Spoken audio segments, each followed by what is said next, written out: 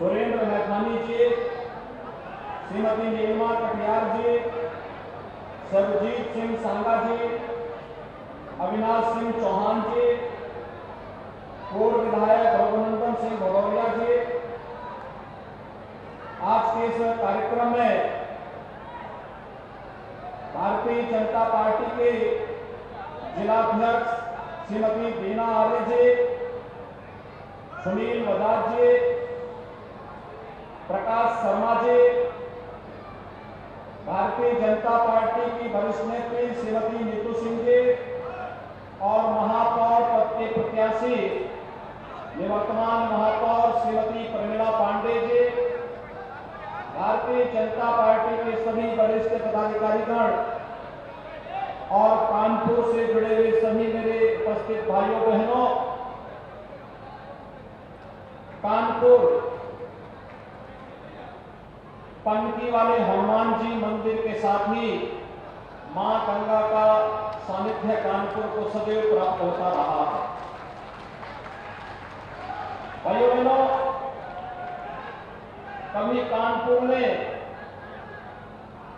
देश के अंदर अपनी एक पहचान बनाई थी और कानपुर की पहचान देश के टेक्सटाइल हब के साथ ही देश के सबसे बड़े औद्योगिक नगरों के रूप में कानपुर की अपनी एक पहचान थी। पिछली सरकारों ने कानपुर की जो अपेक्षा की, आप किसी से छुपी हुई नहीं है। मां गंगा जो हम सबकी आस्था है, हमारी अस्मिता है, हम सबकी पहचान है, पिछली सरकारों की उपेक्षा के कारण अकेले सीसामऊ में 14 करोड़ लीटर सीवर कानपुर का मां गंगा में गिरा करके मां गंगा के अस्तित्व पर प्रश्न खड़ा करने का प्रयास हुआ था।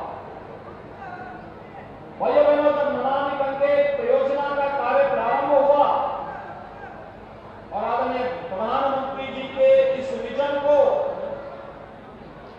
जमीनी धरातल पर उतारने के अभियान के कार्यक्रम को आगे बढ़ाया गया, उस समय समाजवादी पार्टी की सरकार प्रदेश में थी और पहले 2 वर्ष तक समाजवादी पार्टी ने कुछ भी कार्य अभियान का आगे बढ़ाने में कोई रुचि नहीं ली। भाइयों बहनों, जब मार्च 2017 में डबल इंजन की भारतीय जनता पार्टी की सरकार प्रदेश में आई, आज सीसामऊ जो सीवर 14 करोड़ लीटर सीवर प्रतिदिन जिस सीसामऊ नाले से गिरता था, आज वहां पर एक बूंद भी मां गंगा में सीवर नहीं गिरता है, बल्कि सीवर का जो पॉइंट था वह सेल्फी पॉइंट में बदल करके मां गंगा को फिर से पुनर्जीवन देने का काम कानपुर के अंदर किया गया है। कानपुर आज अपनी एक नई पहचान के लिए आगे बढ़ रहा है और भाइयों बहनों, कानपुर फिर से अपनी पहचान को स्थापित कर रहा है। ये वही कानपुर है भाइयों बहनों, जिस कानपुर के बारे में लोगों के मन में अनेक आशंकाएं थी, अनेक किंवदंतियां कानपुर के साथ जुड़ रही थी, क्योंकि जो लोग कार्य नहीं करते वे अफवाह का सहारा लेते हैं, वे लोग किंवदंतियों का सहारा लेते हैं, उनको पुरुषार्थ पर विश्वास नहीं, कार्यों पर विश्वास नहीं, उन्हें तो कारनामों पर विश्वास होता है और यही कार्य कानपुर में भी होता रहा, यही प्रदेश में भी होता रहा और सपा, बसपा और कांग्रेस की मिलीजुली सरकारें जब देश में थी या कांग्रेस की सरकारें जब देश में थी तो देश के लिए भी यही कारनामे लोग करते रहे। 14 के पहले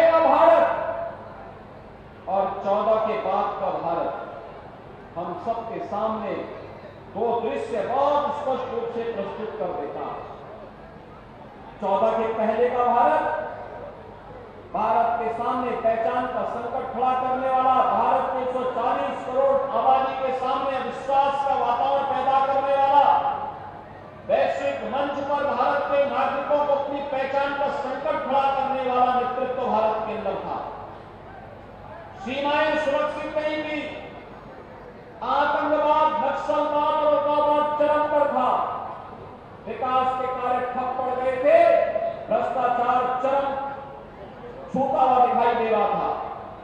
लेकिन भाइयों बहनों, 2014 के बाद का भारत, आपने अभी आजादी के अमृत महोत्सव के मुख्य महोत्सव में विगत वर्ष आपको शामिल होने का अवसर प्राप्त हुआ होगा और पहली बार है 1947 में जब देश आजाद हुआ था, तब हम में से एक भी व्यक्ति उस आजादी के जश्न को नहीं देख पाया होगा।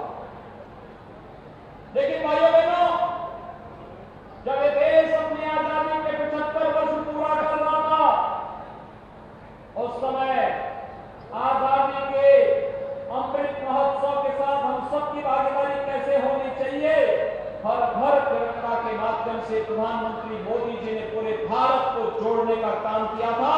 ये नया भारत है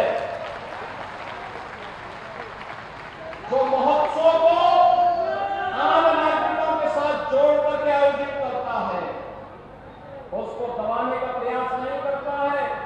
राष्ट्रीय गौरव को दुनिया के सामने, देश के सामने, आम नागरिकों के सामने और लोकतंत्र की वास्तविक भावना को सामने रख करके उन्हें आयोजित करने का प्रयास करता है। भाइयों बहनों, इससे बड़ी गौरव की बात भारत के नागरिकों के लिए क्या हो सकती है? जो ब्रिटेन 200 वर्षों तक भारत में शासन करता है, आजादी के अमृत महोत्सव वर्ष में उस ब्रिटेन को पछाड़ करके भारत दुनिया की 5वीं बड़ी अर्थव्यवस्था बना है। आखिर इस 5वीं बड़ी अर्थव्यवस्था में उत्तर प्रदेश का भी योगदान होगा और कानपुर का भी योगदान होगा। भैया बहनों, आज G20 की अध्यक्षता भारत कर रहा है। ये जो G20 के समूह है, ये दुनिया के 20 बड़े देश हैं, जहां पर दुनिया की 65% आबादी निवास करती है, जिनका दुनिया के 80% संसाधनों पर अधिकार है, जिन देशों के पास दुनिया की 85% जीडीपी है और जिन देशों के पास 90% पेटेंट पर जिन देशों का अधिकार है, उन देशों का समूह है G20। G20 के उन देशों के अध्यक्षता आजादी के अमृतकाल के प्रथम वर्ष में प्रधानमंत्री मोदी जी के नेतृत्व में भारत को करने का अवसर प्राप्त हो रहा है। तो वैश्विक मंच पर भारत की बढ़ती हुई ताकत है, एक वैश्विक लीडर के रूप में आज भारत अपना स्थान बना रहा है। भाइयों बहनों, एक ओर ये ताकत भारत के आगे बढ़ रही है और दूसरी ओर भारत के विकास को एक नई ऊंचाइयों तक पहुंचाने के लिए इंफ्रास्ट्रक्चर डेवलपमेंट के जो कार्य हो रहे हैं, highway, railway, metro, airport, IIT, IIM जैसी संस्थाएं एक बार फिर से एक नई पहचान बना रहे हैं। आज आप देख रहे होंगे, कभी कानपुर कर्फ्यू के लिए जाना जाता था, आज कानपुर में कर्फ्यू नहीं। कानपुर में आज यहां पर कानपुर का एयरपोर्ट बन करके तैयार हो चुका है। इसी महीने इसका उद्घाटन करने के लिए आ रहे हैं हम लोग। भव्य एयरपोर्ट का निर्माण कानपुर का अपना एयरपोर्ट होगा। लखनऊ कानपुर के बीच में ग्रीनफील्ड एक्सप्रेस हाईवे एक नई पहचान बना रहा है। कानपुर का रिंग रोड कानपुर को एक नई पहचान देने जा रहा है और कानपुर की जो कनेक्टिविटी है उसने कानपुर की प्रोडक्टिविटी को आगे बढ़ाने में भी अपना योगदान दिया है। आपने देखा होगा विगत वर्ष ही प्रधानमंत्री जी के सानिध्य में पब्लिक ट्रांसपोर्ट का बेहतरीन साधन कानपुर को मिला है, मेट्रो। और मेट्रो के सेकंड फेज का काम भी युद्ध स्तर पर चल रहा है। उस कार्य के लोकार्पण कार्यक्रम में भी हमें फिर से कानपुर आना पड़ेगा। भाइयों बहनों, समाजवादी पार्टी की सरकार के समय से कानपुर में कट्टे बनते थे, कट्टे, और आज तो कानपुर डिफेंस कॉरिडोर का एक नया मोड़ तैयार हो रहा है। देश की रक्षा उत्पादन का एक नए केंद्र के रूप में कानपुर अपनी पहचान बना रहा है। यह है नया कानपुर। और इससे एक और देश के अंदर बन रहा इंफ्रास्ट्रक्चर और दूसरी ओर लोक कल्याण के कार्य, गरीब कल्याणकारी योजनाओं को किस रूप में भारत ने प्रत्येक नागरिक तक पहुंचाने का कार्य किया। करोड़ों लोगों को आवास की सुविधा प्राप्त हो जाना। प्रधानमंत्री आवास योजना में 4 करोड़ लोगों को पूरे देश के अंदर एक आवास उपलब्ध हुआ है। 8 करोड़ गरीबों को स्वस्थ ईंधन के रूप में एलपीजी के कनेक्शन दिए गए हैं। 12 करोड़ गरीबों के घर में टॉयलेट बन गए हैं। 15 करोड़ युवाओं को स्किल डेवलपमेंट के साथ जोड़ने का कार्य हुआ है। भाइयों बहनों, 35 करोड़ से अधिक गरीबों के जनधन अकाउंट खोले गए हैं और 50 करोड़ गरीबों को आयुष्मान भारत में 5 लाख रुपए की स्वास्थ्य बीमा का कवर भी वर्तमान में भारत दे रहा है। और कोरोना कालखंड में कहना ही क्या, 80 करोड़ गरीबों के लिए पूरे देश के अंदर पिछले 3 वर्षों से फ्री में राशन की सुविधा का लाभ यह भी प्रधानमंत्री मोदी जी के नेतृत्व में प्राप्त हो रहा है। और 220 करोड़ वैक्सीन की डोजें फ्री में भारत के नागरिकों को प्राप्त होती हैं। यह भी नया भारत की नई कहानी है। भाइयों बहनों, गरीब कल्याणकारी योजनाओं के साथ ही विरासत का सम्मान भी है। कौन सा ऐसा स्थल है जो देश की आजादी की लड़ाई में योगदान किया हो और वहां पर भव्य स्मारक अपने देश के क्रांतिकारियों का, स्वतंत्रता संग्राम सेनानियों का न बना हो। और कौन से ऐसे धर्मस्थल हैं जहां पर उसके पुरातन गौरव को वापस लाने का कार्य न हुआ हो। काशी का काशी विश्वनाथ धाम आप देखिए, या अयोध्या में प्रभु श्री राम के भव्य मंदिर के निर्माण का कार्य या आपसे किसी से छुपा हुआ नहीं है। मथुरा वृंदावन में आप जाइए, एक नई पहचान के साथ आगे बढ़ रहा है। और अभी तो हम मां विंध्यवासिनी धाम में कॉरिडोर का निर्माण भी कर रहे हैं और पनकी वाले हनुमान जी मंदिर की भी यहां पर कॉरिडोर निर्माण के कार्यक्रम को आगे बढ़ाने का कार्य होगा।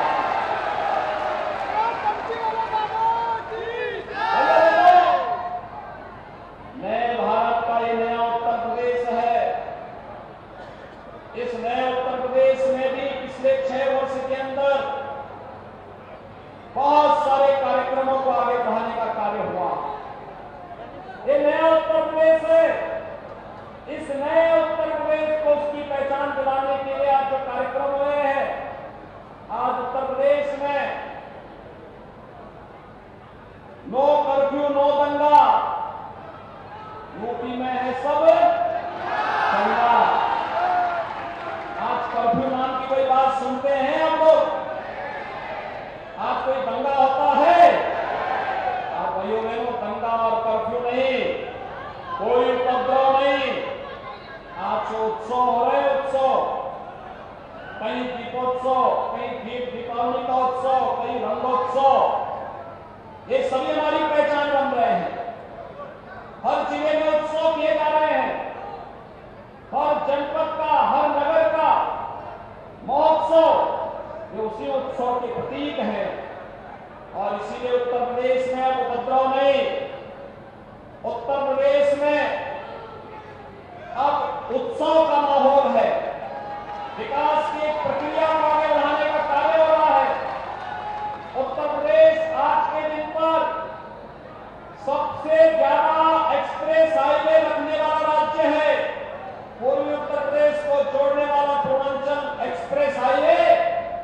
बुंदेलखंड को जोड़ने के लिए बुंदेलखंड एक्सप्रेस हाईवे, प्रदेश के 2 महानगरों को जोड़ने के लिए कानपुर और लखनऊ को जोड़ने के लिए Kanpur Lucknow greenfield express highway पर कार्य युद्ध स्तर पर चल रहा है। और उत्तर प्रदेश आज के दिन पर देश में सर्वाधिक मेट्रो वाला सिटी भी है। कानपुर, लखनऊ, गाजियाबाद, नोएडा, ग्रेटर नोएडा, यहां पर मेट्रो का संचालन हो चुका है। और भाइयों बहनों, आगरा में बहुत शीघ्र मेट्रो का हम संचालन करने जा रहे हैं। भाइयों बहनों, यह उत्तर प्रदेश है एक नए इंफ्रास्ट्रक्चर के मॉडल के साथ। 2017 के पहले मात्र 2 एयरपोर्ट उत्तर प्रदेश के क्रियाशील थे। आज उत्तर प्रदेश में 9 एयरपोर्ट क्रियाशील हैं और कानपुर में बहुत शीघ्र अपना टर्मिनल प्राप्त होने वाला है। इसी महीने इसका उद्घाटन होने वाला है। ढेर सारी वायु सेवाएं कानपुर से देश और दुनिया के लिए जुड़ती हुई दिखाई देंगी। 2023 के अंत में 5 इंटरनेशनल एयरपोर्ट वाला उत्तर प्रदेश देश का एकमात्र राज्य होगा। ये नया उत्तर प्रदेश नए भारत को ग्रोथ इंजन के रूप में नई ताकत देने का कार्य करेगा।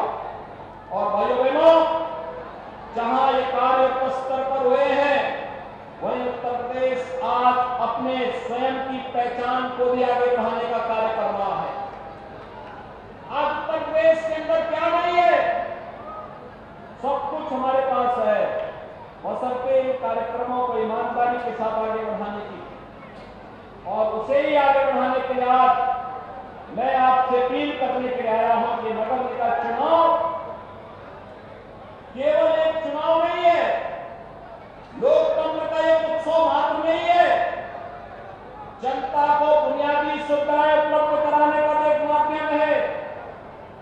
जनता के साथ न केवल संवाद बना करके बल्कि इन समस्याओं का समाधान करने का भी एक माध्यम है, जो हर नगर के अंदर आम जनमानस की बुनियादी सुविधाओं के लिए आवश्यक होता है। भाइयों बहनों, आपने पिछले 6 वर्ष के अंदर बदलते हुए उत्तर प्रदेश के अंदर नगरीय जीवन में बुनियादी सुविधाओं को उपलब्ध कराने के लिए किए गए प्रयासों को अपनी ओर से देखा होगा। 2017 के पहले का उत्तर प्रदेश नगरीय क्षेत्र कूड़े का ढेर लगता था। किसी भी नगर में आप जाइए, कूड़े का बड़ा सा एक ढेर उस नगर की पहली पहचान बनती थी। पहला हमारा मुकाबला होता था उस कूड़े के ढेर से। आज उत्तर प्रदेश की सिटी कूड़े के ढेर नहीं, बल्कि स्मार्ट सिटी बनने की ओर अग्रसर है।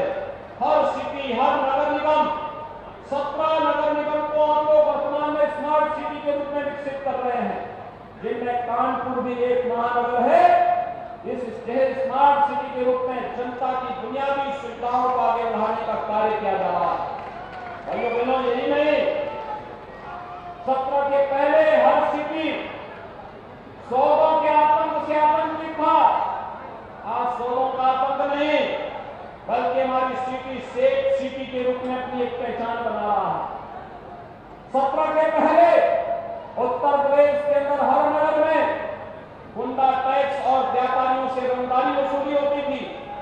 आज गुंडा टैक्स और रंगदारी नहीं वसूली हो रही है। आज तो भाइयों बहनों, आज तो उत्तर प्रदेश के अंदर उत्तर प्रदेश को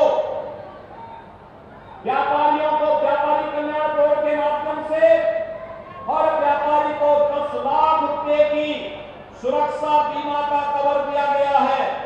और पटरी व्यवसायियों को भी, हर पटरी व्यवसायी को पीएम स्वनिधि योजना के साथ जोड़ने का कार्य हुआ है। कोई सोच सकता था कि नगरीय क्षेत्रों में भी गरीबों के लिए कभी आवास की स्कीम आएगी, लेकिन आज ये वास्तविकता है। उत्तर प्रदेश में हम लोगों ने ग्रामीण और नगरीय क्षेत्र में अब तक 54 लाख गरीबों को एक आवास उपलब्ध करवाने का कार्य किया है। और अगर आपके कानपुर नगर की ही मैं बात करूं,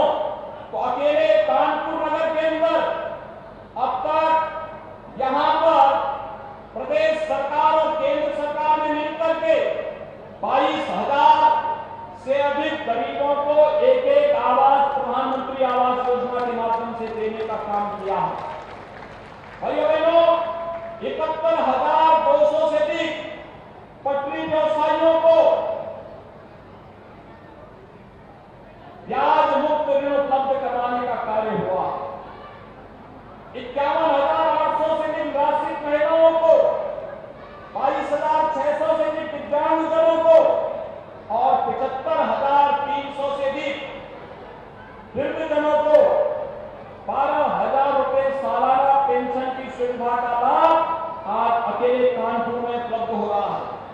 और आयुष्मान भारत में कानपुर में 3,91,000 से अधिक लोगों को अब तक गोल्डन कार्ड जारी करके 5 लाख रुपए सालाना स्वास्थ्य बीमा का कवर भी कानपुर में उपलब्ध करवाने का कार्य हो रहा है।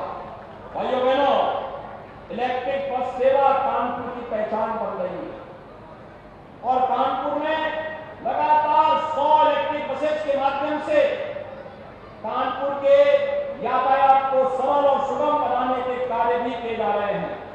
अमृत योजना का कार्य हो, स्मार्ट सिटी योजना के अंतर्गत लगभग 3,000 करोड़ रुपए की लागत से और अमृत योजना के माध्यम से लगभग 400 करोड़ रुपए की लागत से कानपुर के अंदर कार्यों को आगे बढ़ाने का कार्य हो रहा है। और इसीलिए आज मैं आपके पास आया हूं आपसे अपील करने के लिए। भाइयों बहनों, जो लोग कानपुर के कर्फ्यू के लिए जिम्मेदार थे, कानपुर में दंगा कराने के लिए जिम्मेदार थे, कानपुर में भारत की आस्था के साथ खिलवाड़ करने के लिए जिम्मेदार हैं, वे लोग आज चुनाव में समाजवादी पार्टी के प्रत्याशी बनकर के आपके बीच में आए। मातृशक्ति के लिए किस प्रकार की उनकी टिप्पणियां होती है, ये किसी से छुपा हुआ नहीं है। भारत की आस्था के साथ कैसे खिलवाड़ उनके द्वारा किया जाता है, ये किसी से छुपा हुआ नहीं है। रामायण जैसा पवित्र ग्रंथ के बारे में उनकी टिप्पणियां क्या होती हैं, उनके कारनामे क्या होते हैं, ये किसी से छुपा हुआ नहीं है। और इसीलिए मैं एक बार फिर से कानपुर के पास आया हूं, कानपुर नगर वासियों के पास आया हूं कि अपने इस मेट्रो सिटी को फिर से बुनियादी सुविधाओं को और बेहतर करने के लिए डबल इंजन सरकार के साथ एक ट्रिपल इंजन के रूप में भी नगर निगम का बोर्ड बनना चाहिए और भारतीय जनता पार्टी का बोर्ड बनेगा तो भाइयों बहनों इन सुविधाओं को और बेहतर बनाने में मदद मिलेगी। और इसीलिए आज मैं आपसे अपील करने के लिए आया हूं कि Bharatiya Janata party double engine के साथ इस ट्रिपल इंजन को फिर से जोड़ने के लिए जो बुनियादी सुविधाएं विगत 6 वर्ष और 9 वर्ष के अंदर कानपुर को प्राप्त हुई है, भैया इसमें अभिवृद्धि के लिए ढेर सारी गुंजाइश है और उस गुंजाइश को आगे बढ़ाने के लिए आज नगर निकाय चुनाव एक माध्यम है हमारे पास। यहां पर न केवल नगर निगम में महापौर को बल्कि सभी वार्डों में भारतीय जनता पार्टी के प्रत्याशियों को विजयी बना करके एक बेहतरीन और फुल मेजोरिटी का बोर्ड भारतीय जनता पार्टी का बने, यह हम सबकी प्राथमिकता है। भाइयों बहनों, ये चुनाव व्यक्तिगत राग द्वेष का चुनाव नहीं है, ये चुनाव व्यक्तिगत रूप से टिप्पणी करने का चुनाव नहीं है, ये चुनाव अपनी सिटी को स्मार्ट सिटी बनाने, अपनी सिटी को सेफ सिटी बनाने, अपनी सिटी को उन सभी बुनियादी सुविधाओं से आच्छादित करने का एक चुनाव है। जो एक नागरिक के रूप में उसका अधिकार बनता है, उससे अच्छी सड़कें मिले, उसे स्ट्रीट लाइट मिले, जल निकासी की उचित व्यवस्था हो, हर घर नल की योजना के माध्यम से हर व्यक्ति को शुद्ध पेयजल की सुविधा मिले, सीवर लाइन बिछा करके कहीं भी सीवर लीक न हो, नगरीय जीवन में कहीं कोई समस्या न खड़ी हो, ये सभी कार्य हमें प्राथमिकता के आधार पर आगे बढ़ाने हैं। तो कोई भी नगर निगम बोर्ड तभी उन कार्यक्रमों को आगे बढ़ा सकता है जब राज्य और केंद्र सरकार की पूरी मदद उसके साथ मिल रही हो और एक समन्वय हो, एक बेहतर तालमेल हो। अन्यथा भाइयों बहनों, अकेले नगर निगम बोर्ड कुछ भी करने की स्थिति में नहीं हो सकता है। और इसीलिए मेरी आप सबसे अपील है, आज जब कानपुर अपने पुराने वैभव को पुनर्स्थापित कर रहा है, उन स्थितियों में नगर निगम चुनाव कानपुर की दृष्टि से अत्यंत महत्वपूर्ण होगा। और इसके लिए भारतीय जनता पार्टी नेतृत्व ने श्रीमती प्रमिला पांडे जी को फिर से महापौर पद के प्रत्याशी के रूप में आपके बीच में यहाँ पर उतारा है। भाइयों बहनों, इनके साथ ही हमारे प्रत्याशी आए हैं, पार्षद पद के प्रत्याशी व्यक्ति हाथ जोड़ के खड़े हो जाइए। हेलो बहनों, ये पार्षद पद के हमारे प्रत्याशी भी होंगे, इन सबको विजयी बनाने की अपील आप सबसे करते हुए कि 11 मई को द्वितीय चरण में नगर निकाय के होने वाले चुनाव में कानपुर नगर निगम में और कानपुर जनपद से जुड़े हुए सभी नगर निकायों में भारतीय जनता पार्टी का महापौर, चेयरमैन, पार्षद इन सबको जिता करके फुल मेजॉरिटी के बोर्ड को गठित करने में आप सभी अपना आशीर्वाद दें। यही अपील आप सबसे करते हुए एक बार आप सब मेरे साथ बोलेंगे, भारत माता की जय।